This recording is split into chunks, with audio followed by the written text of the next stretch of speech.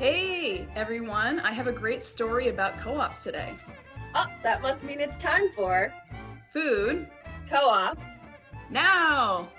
Hi, everyone. This is Jacqueline Hanna with Food Co-op Initiative, and this is our series on what food co-ops are and why they matter. And Bonnie, what's our story today? Yeah, our story today is really about how food co-ops are set up to address systems failures and to set up to meet community need. And the story we're going to focus on today, this example, is around food access and food justice. And so to bring this to life, we want to focus on GreenStar Food Co-op in Ithaca, New York. And they're collectively owned by 12,000 community members, and they have 3 stores. They just moved into their new store this week, woo woo, after lots of hard work. Yeah.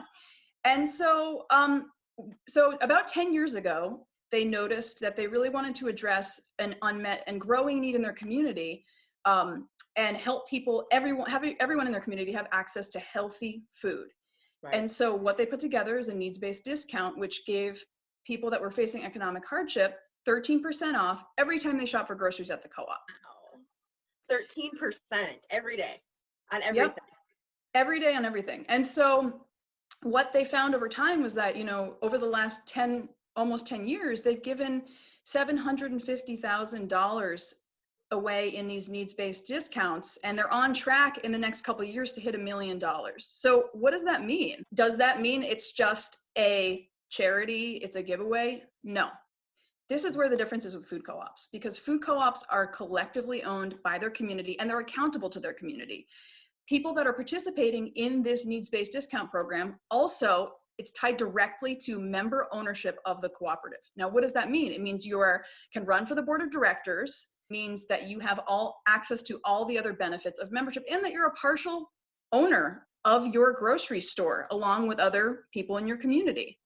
Exactly. And it's a low bar. A lot of people are like, what does that mean? To purchase a share in a food co-op is usually between $40 and $200, and that's one time. So this is a low bar, and a lot of these access programs actually also allow people to either work to pay for their share, or there's a community fund that actually helps pay for their share if you can't economically afford it. And a lot of food co-ops across the country, almost every food co-op across the country, offers a need-based discount access program like this. This is something that really came out of the Great Recession around 2008, when we saw that people couldn't afford to put food on the plate. Co-ops responded in mass. But GreenStar took it a little further, right? Exactly. Something that's unique about GreenStar's program is it goes beyond just economic access. One of the things that they did that really makes them stand out is that they had a lot of investment in deep partnerships with a number of organizations in the community, and took the time to understand what are the barriers that the folks that you work with face to accessing healthy food, to accessing opportunity for growing their wealth, for creating stability in their lives. And then they took that information and used it to expand their program so it could be as broad and inclusive as possible. So a couple of examples of this, one is that they're a college town.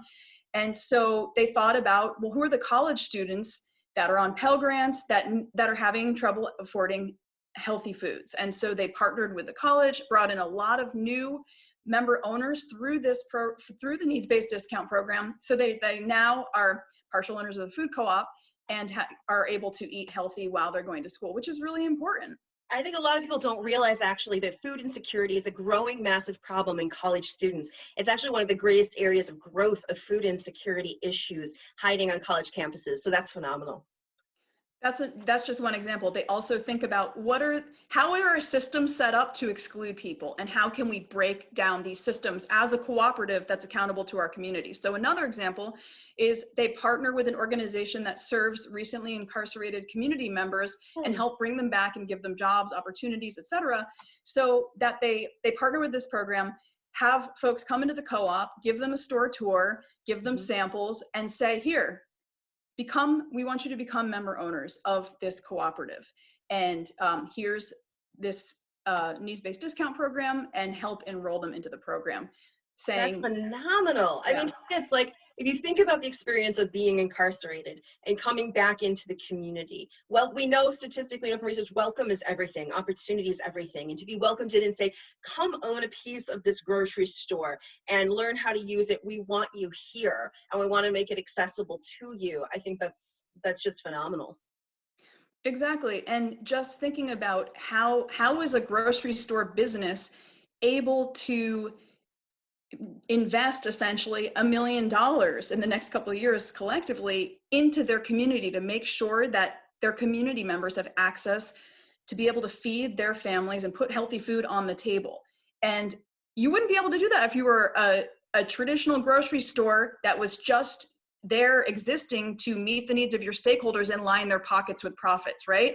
In this case, the profit is essentially being reinvested in the community to make sure that all community members, as many communities as possible, can have access to what they need to create good, healthy food for their families.